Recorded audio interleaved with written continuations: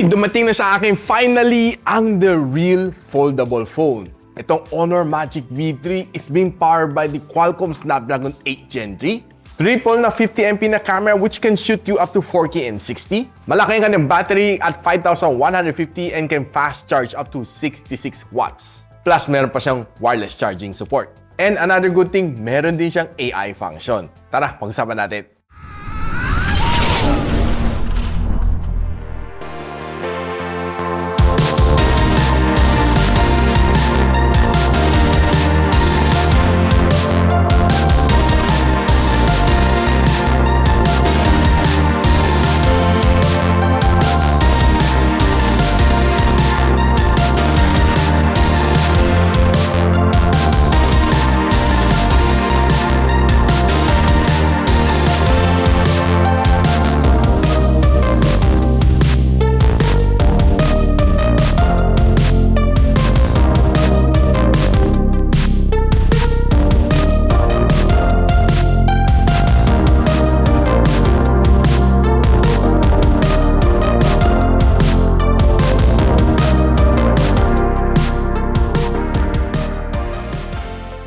Now guys, itong official na Honor Magic V3 locally here in the Philippines na may 12 gigs of RAM and 512 gigs of storage is currently priced at 89,999 and it comes together with a free Honor Pad X9. Yung offer nila is para sa mga early bird buyers. So if you're interested, click nyo na yung link on the description box below para sa official link ng Honor in the Philippines.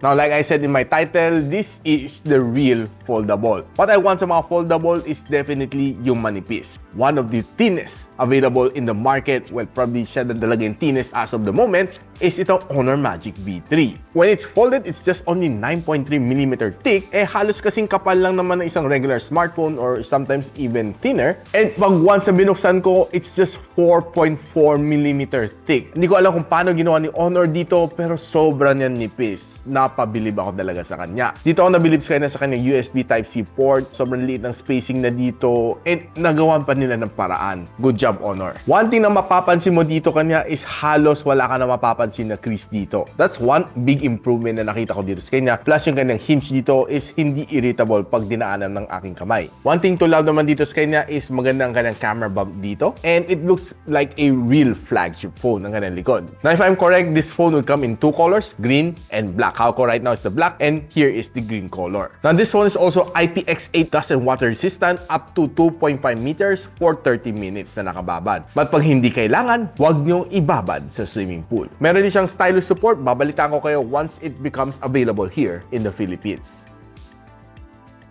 Now, this foldable phone ni Honor is being packed with the Qualcomm Snapdragon 8 Gen 3. It was able to give me a 1.52 million points dito sa Antutu benchmark. And pag binignan mo, this is the score na nakuha ko. Ito ang score na nakuha ko dito sa Geekbench, saka ng CPU benchmarking. And this is the GPU benchmark. And meron siyang 55% na stability. Well, okay lang naman kanyang thermals and it throttled to 75% ng kanyang best performance. This phone is being powered by the Magic OS 8.0.1 inside Android version 14.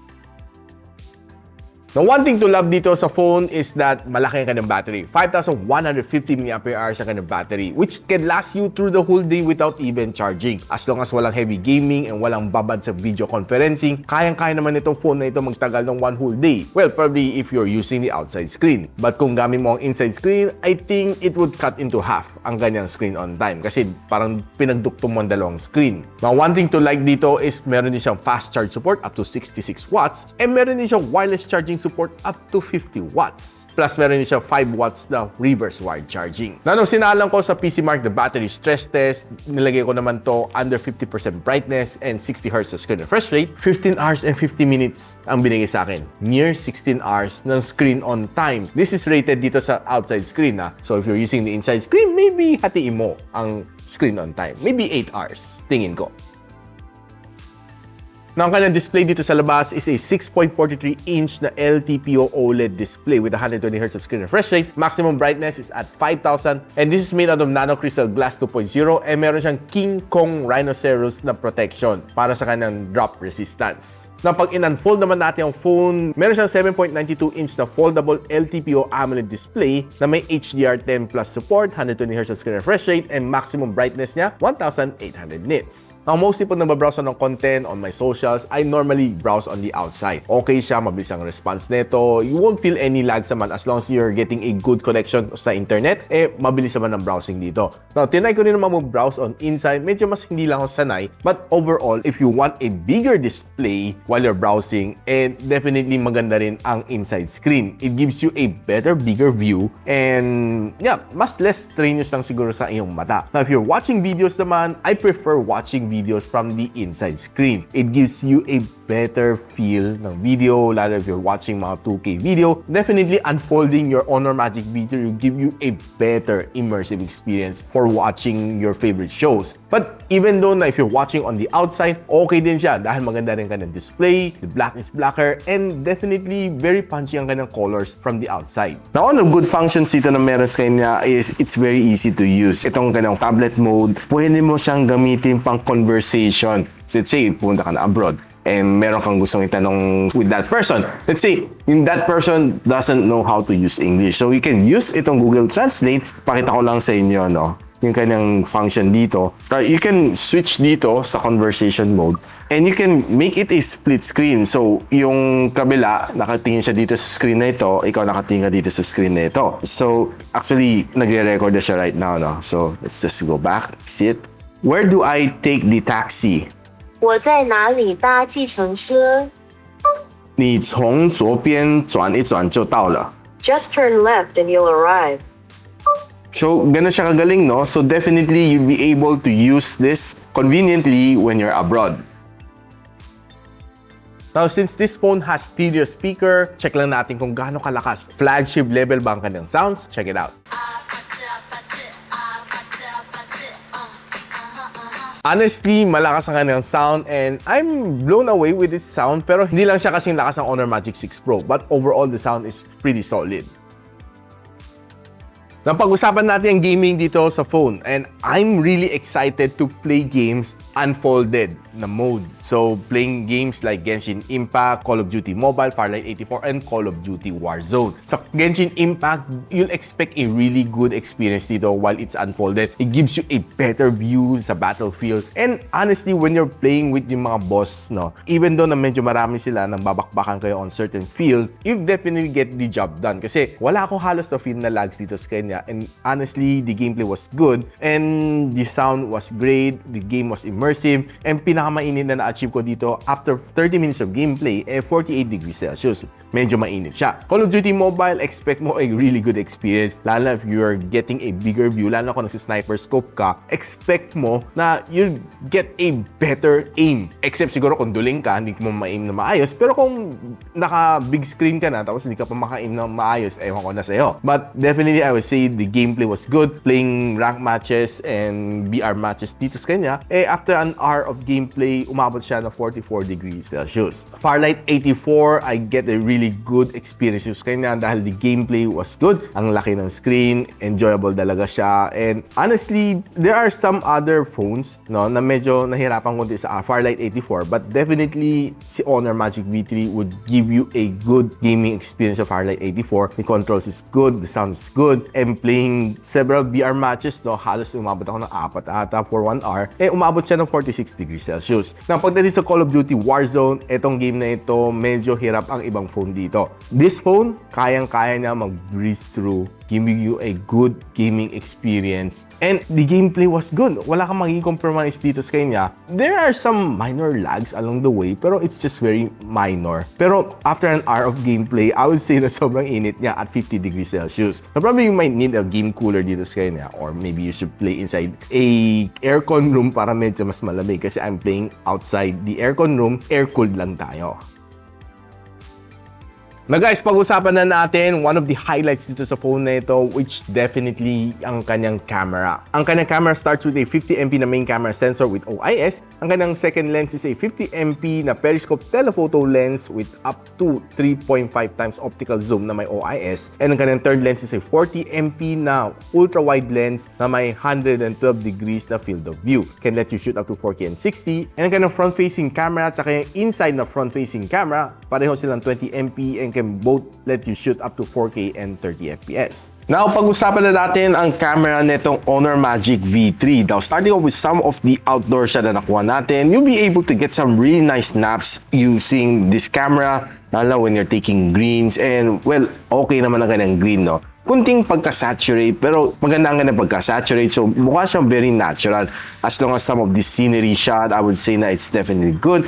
Looks nice and sharp mga photos na nakuha ko dito. And honestly, wala namang masabi sa kanyang camera dahil it was able to take in some really nice snaps on outdoors. Kung kumukuha ka ng mga flower na photography, you'll be able to get some really nice snaps, and pag zoom in mo sa kanyang core, you'll see all of the details na gusto mo makita. Kahit sa simpleng rock shot like this one, you get a lot of details sa kanyang rocks once you zoom it in.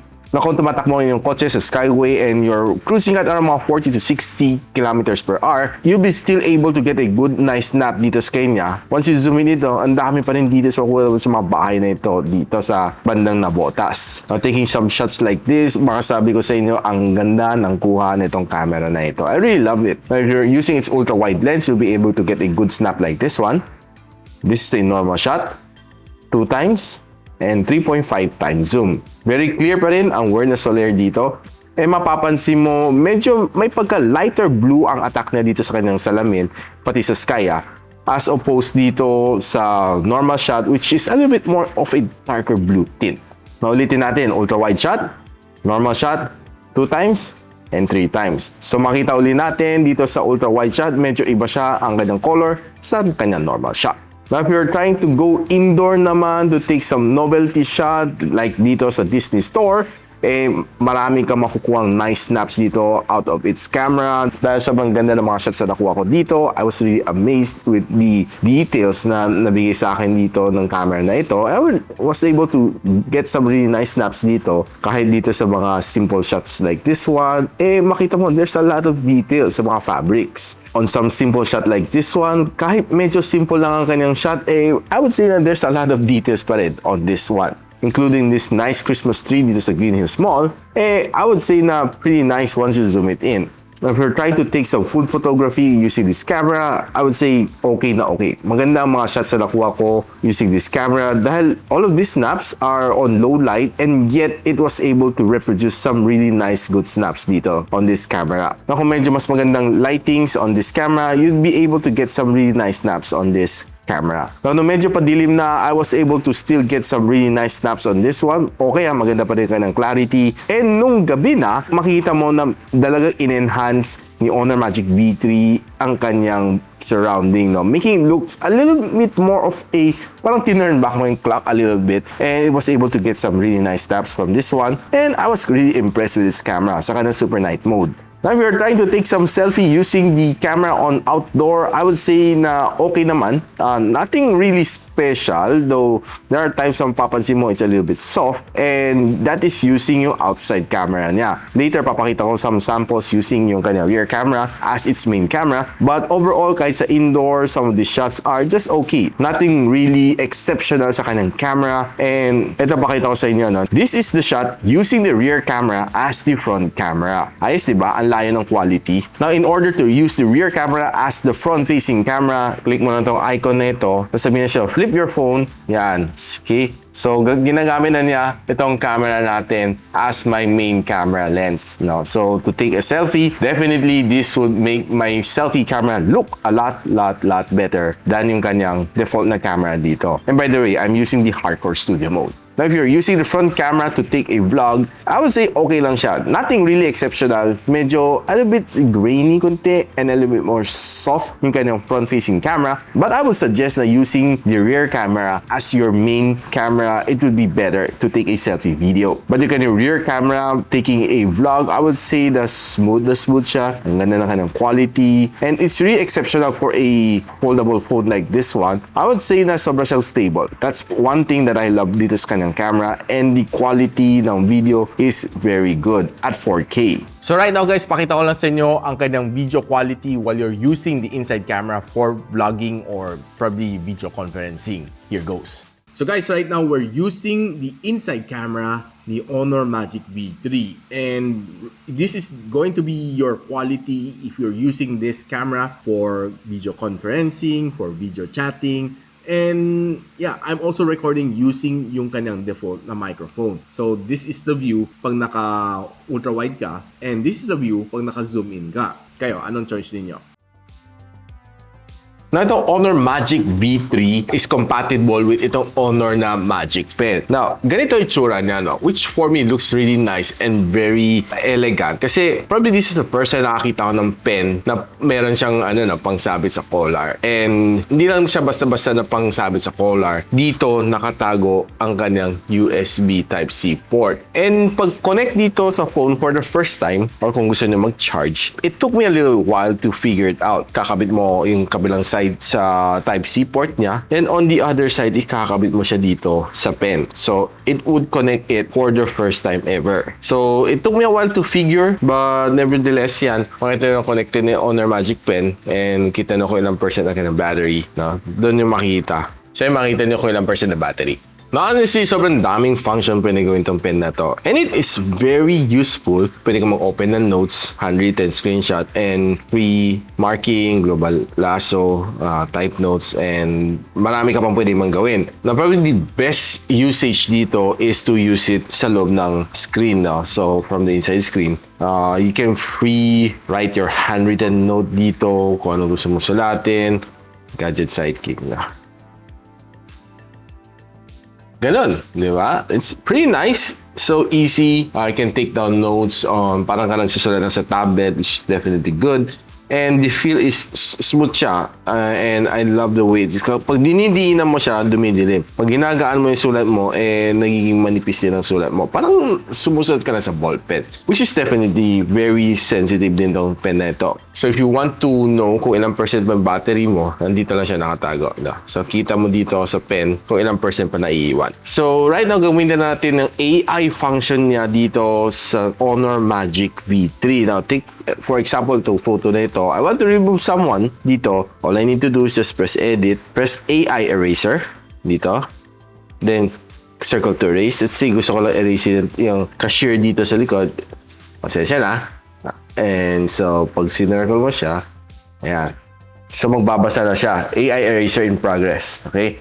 Then parang mawawala siya, parang nag-snap ng fingers si Thanos. Ayun, nawala siya. And halos parang malinis yung likod niya. Looking so nice na pag binalik mo siya, ayun, wala na nga siya. So, save mo lang siya if you want to save as new. Ayan. So, this is nandyan siya, and this is pag wala na siya. Goods. So guys, ano masasabi nyo dito sa bagong Honor Magic V3? Honestly, I'm really surprised. Ang ganda nito. Ang nipis niya, ang ganda ng kanyang performance with sa gaming, sa camera, wala akong masasabi. And honestly, so guys, ano masasabi ko dito sa Honor Magic V3? Sobra niyang nipis, sobra niyang handy. Pag naka-folded siya, mukha siyang isang tunay na smartphone. Unlike si Samsung Galaxy Z Fold 6, pag naka-folded siya, mukha siyang pencil case. Probably that's the only thing na hindi ko gusto ko sa Samsung Galaxy Z Fold 6. And sobrang kapal ni Z Fold 6. Medyo, I think in the past ng mga makakapal na foldables, ito ang tunay na foldable para sa akin personally. Ang ganda dito sa kanya is sobrang goods ang kanyang camera, gaming experience is also good, the battery life is good, and It's really a flagship level na performance at less than 100,000 pesos. Si Galaxy Z Fold 6, mabibili mo for around mga 108,000 pesos, 256 pa lang yun. This one, 89,999, nakakuha ka na ng 512 gigs of storage. At meron ka pang free Honor Pad X9 if you buy it early. So guys, if you want to know kung saan pwede mabili itong phone na ito and to get a free Honor Pad X9, link on the description box below. And if you like this video, don't forget to share it to your friends. And a sub to this channel is definitely awesome. I'll see you on my next video. And so, ako pala si Richmond and you're watching Gadget Sidekick. Like and subscribe to my channel. Don't forget to hit that notification bell. For one of my latest uploads, click the dito. And for one of my popular uploads, click here.